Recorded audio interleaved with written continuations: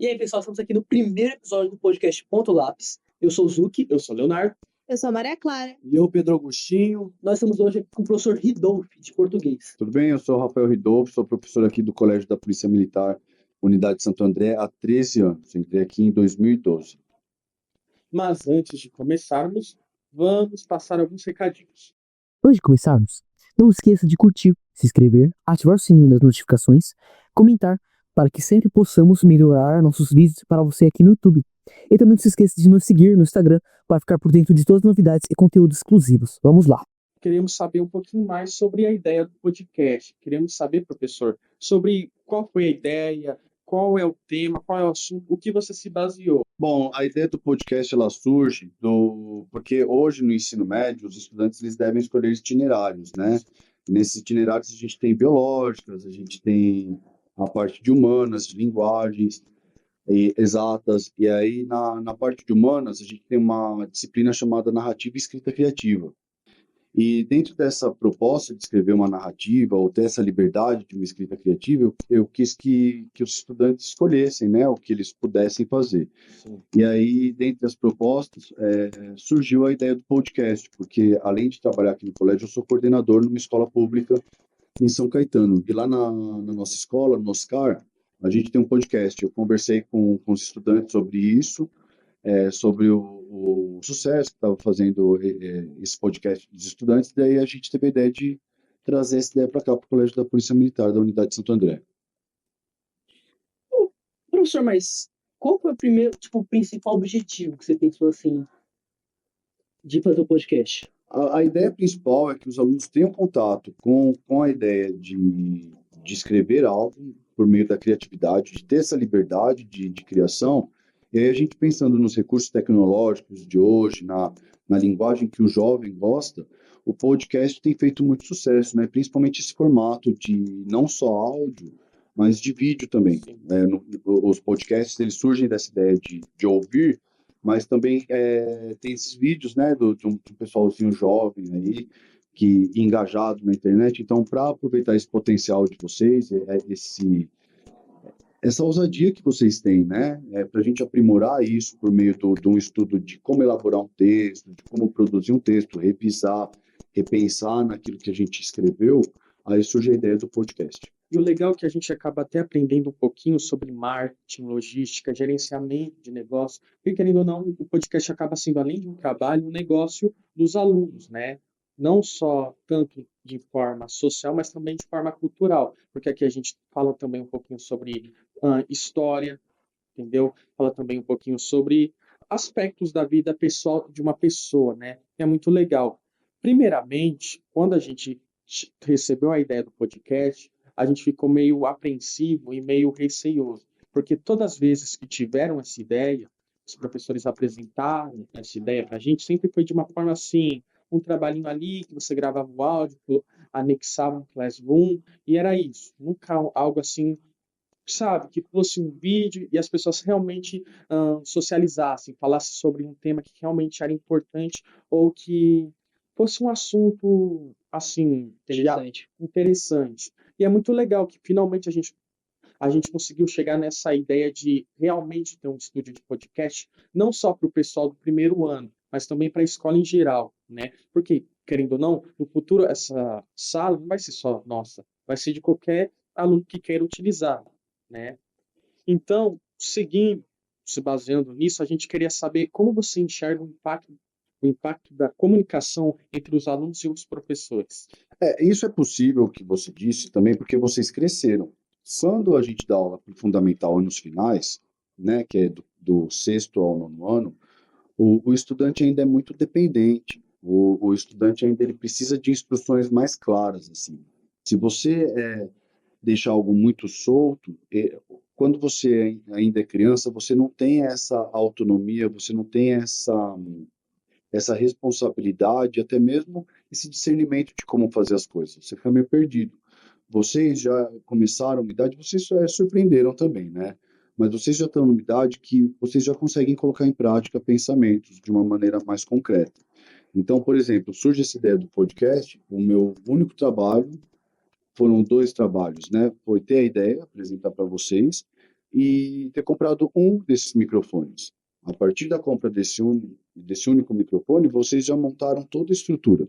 Então, parte de vocês montar esse estúdio, pensar no cenário, pensar na ideia do podcast, na proposta. E isso é possível porque vocês são diferenciados, porque vocês têm muito potencial, vocês têm aí, né, toda uma maturidade para isso, mas também a questão da idade pesa bastante. Quando você dá aula para criança, você precisa dar um direcionamento melhor, porque a criança ainda fica meio perdida. Ela tem ideia, ela pode até falar, nossa, vou fazer um canal no YouTube, vou fazer um podcast, mas na hora de colocar em prática, ela vê as dificuldades e acaba parando, porque é tudo muito burocrático, que envolve dinheiro também.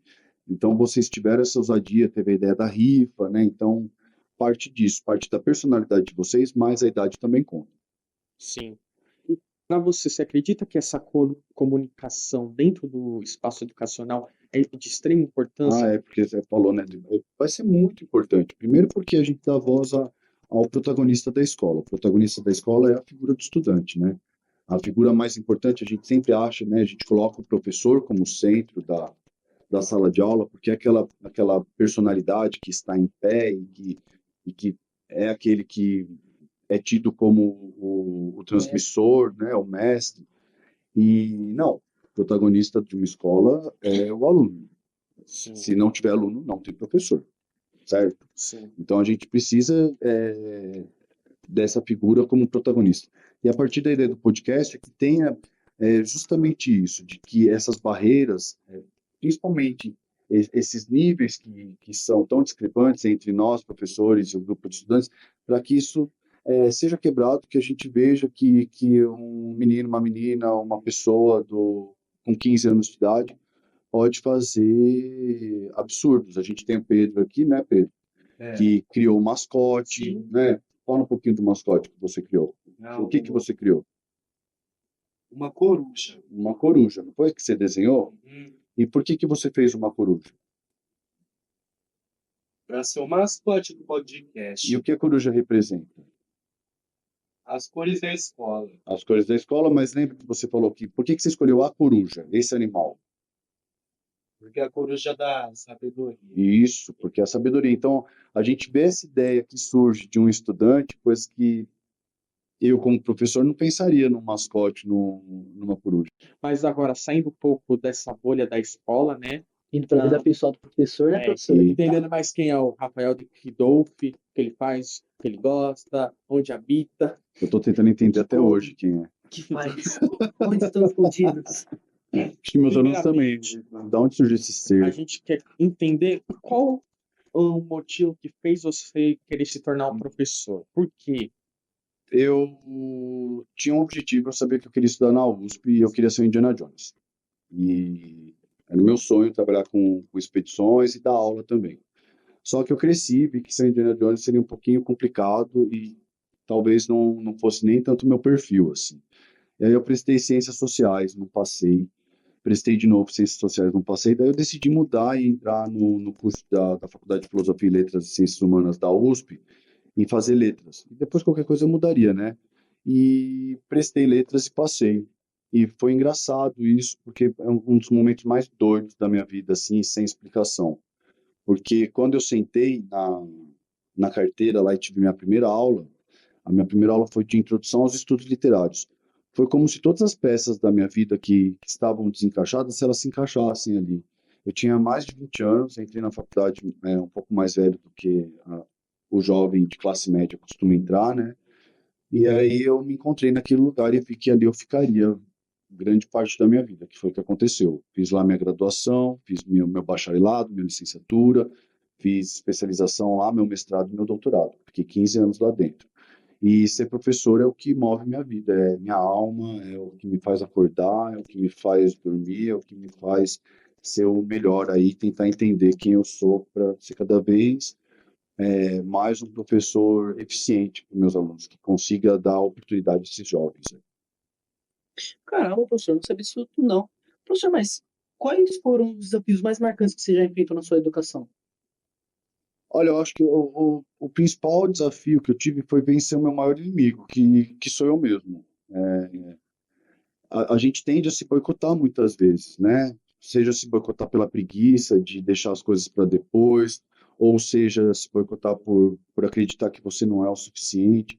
Então, o meu maior desafio foi vencer justamente esse lado que a gente tem, que tende a nos rebaixar e não fazer com que eu mesmo veja o meu potencial e aquilo que eu consigo alcançar. Então, na juventude, foi enfrentar esse jovem que fazia um monte de coisa ao invés de estudar. Na faculdade, foi enfrentar esse homem que estava se formando. E por aí vai. Até hoje eu tô tentando aí, agora eu tô tentando enfrentar esse velho que tá definhando. Tem anos usando bomba também, né, professor? Né, não posso usar, porque o meu fígado é Se podre. for usar bomba, não tem bomba. Não pode usar, não pode usar anabolizante, não. A gente treina, é só você lembrar do seu dia na escola que você pega 40 quilos de Supino. supino. De cada lado.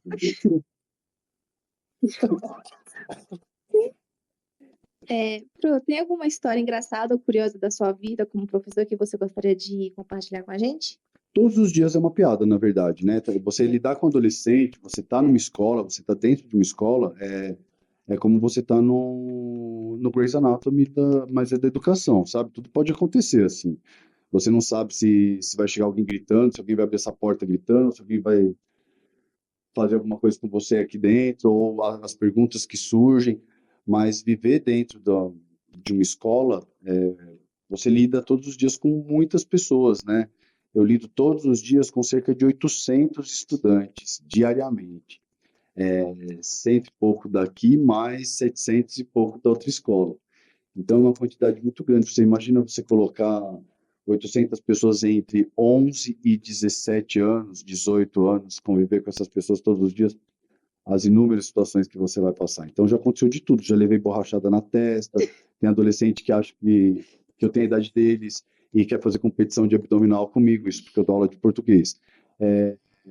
Eu já andei de skate aqui na escola, eu já andei de carrinho de rolimã, eu já subi numa mesa que tinha rodinha e fui empurrado e mandando tchau para todo mundo. Todos os dias, na verdade, é uma piada. Se você for resgatar e tem registro de tudo isso, pior de tudo, nesses 13 anos aí, quase todo dia é uma piada. Mas é uma piada boa, uma piada interessante, porque eles aprendem, porque eles se divertem, e principalmente porque eles são felizes e se veem capazes de conquistar as coisas. Você tem como alguém fundamental para a sua criação, como assim uma imagem de extrema referência para você? Tenho muitas pessoas reais que passaram pela minha vida, professoras.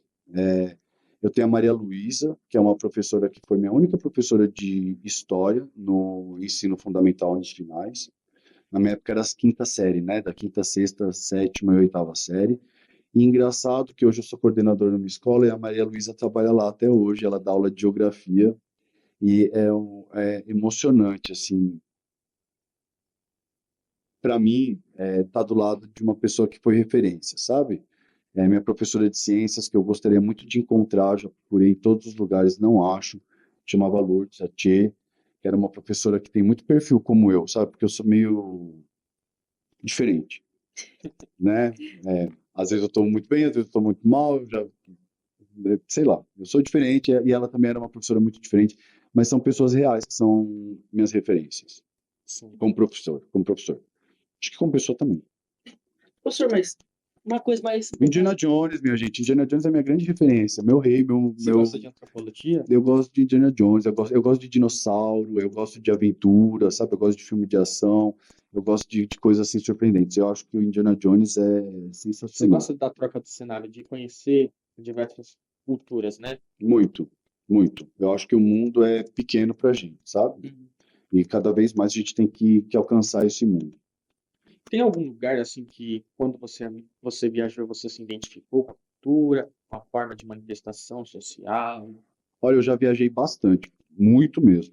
Mas eu só tive a oportunidade de viajar depois dos 23 anos. Quando eu tinha a idade de vocês, eu fui à praia 2 vezes só, e uma delas choveu. Então eu fui um adolescente que não tive muitas oportunidades nesse sentido, sabe? E eu adoro praia, até hoje. Eu pareço uma criança na praia. Eu saio correndo, eu tenho 3 boias gigantes, eu saio correndo com as minhas boias, jogo minhas boias no mar, fico lá, eu fico o tempo todo na água. Mas nesse caminho todo que eu viajei, eu rodei o mundo, o meu lugar é Arraial do Cabo, aqui no Brasil, no Rio de Janeiro. Eu não sei o que eu sinto naquele lugar, mas é uma questão eu vejo ali, que é uma cidadezinha pequena, que agora virou uma cidade mais popular, assim, né? Mas de quanto o mundo é magnífico, assim, sabe? Esse universo, esse mar gigante, esse oceano que a gente precisa cuidar cada vez mais, aquele oceano azul, e as pessoas que são muito simpáticas e tem cidade pequena, eu gosto muito de cidade pequena. Meu lugar é Arraial do Cabo. Vai se divertir lá, você vai gostar mais de lá do que da forma. Ah, Não vamos chegou no ponto fraco do É, Delfim agora. Vamos ver. começar, né? Vai ser difícil competir com a forma, né? Não é assim também não. Vamos, então. Professor, mais uma coisa um pouco mais pessoal para você. Ah, Você tem algum hobby, uma paixão fora da sala de aula?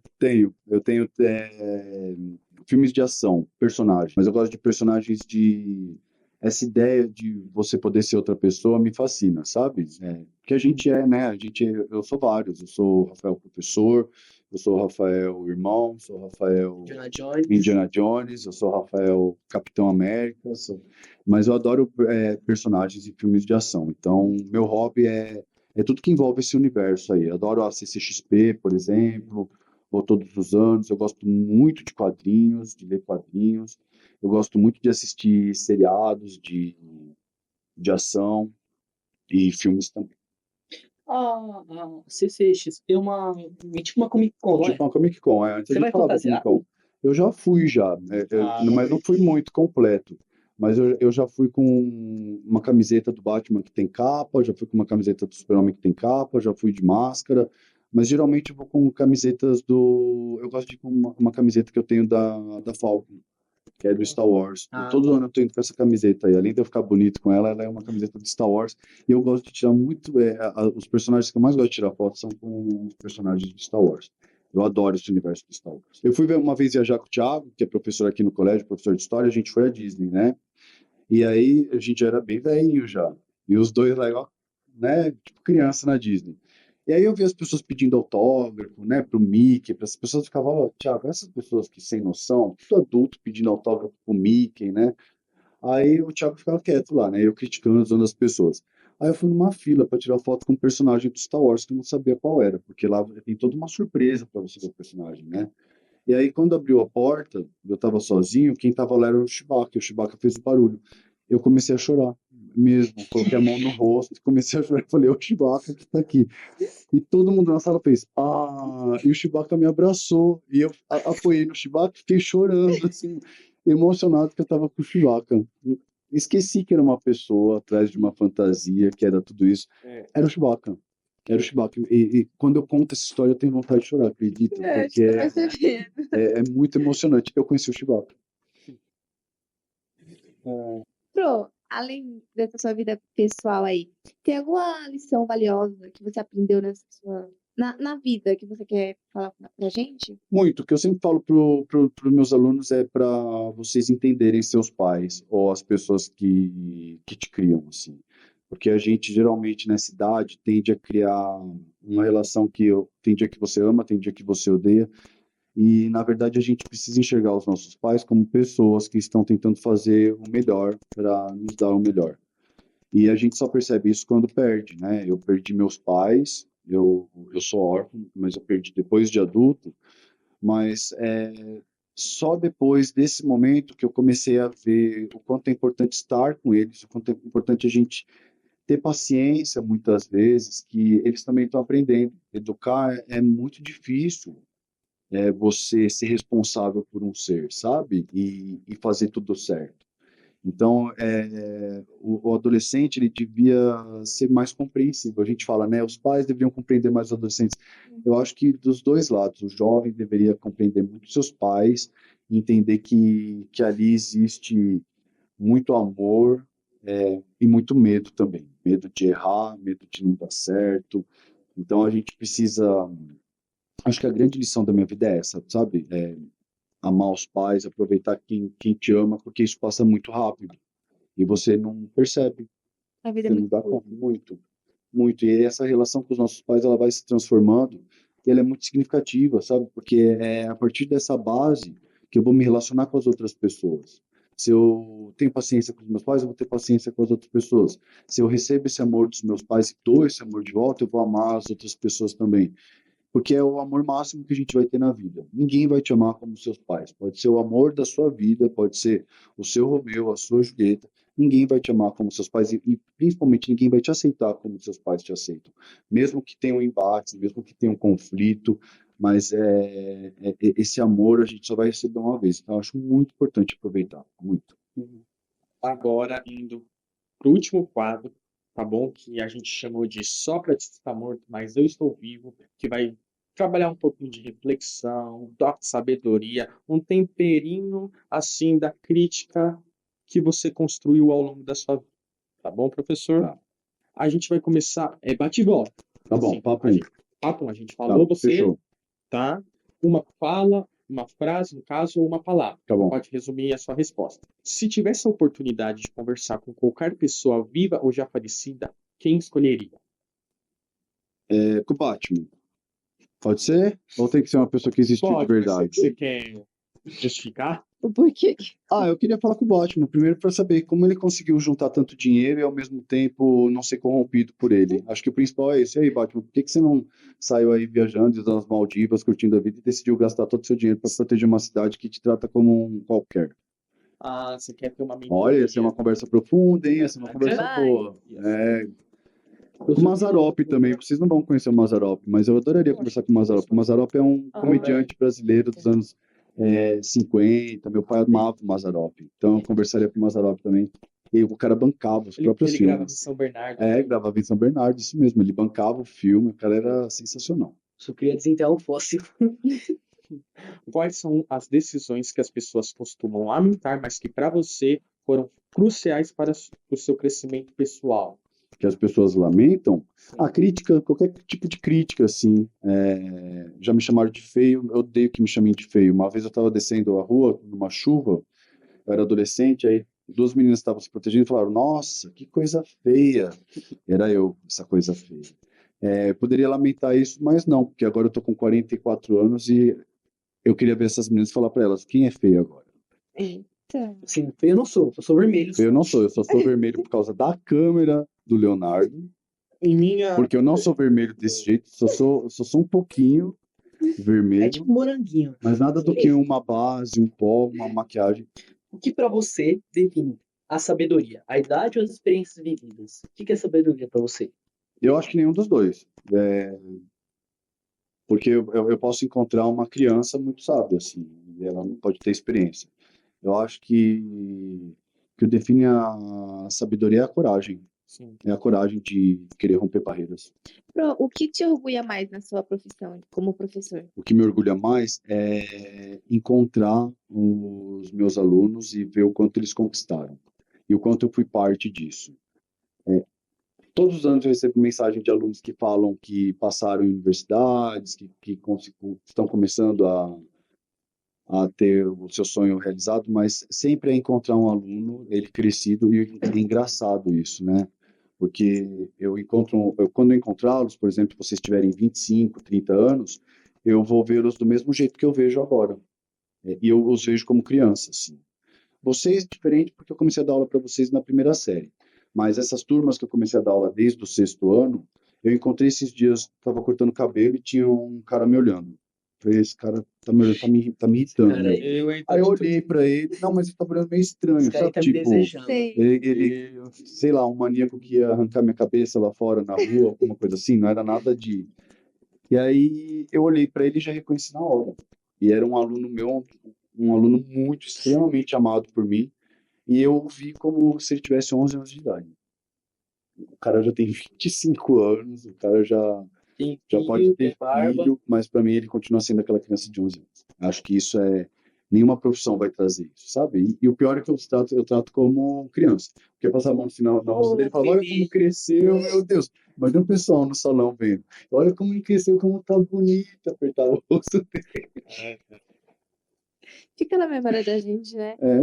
É, De que maneira a educação influenciou as suas escolhas e o seu caminho pessoal? mudou tudo. Ser professor, a educação me faz querer ser o melhor sempre. Essa é a minha grande ambição.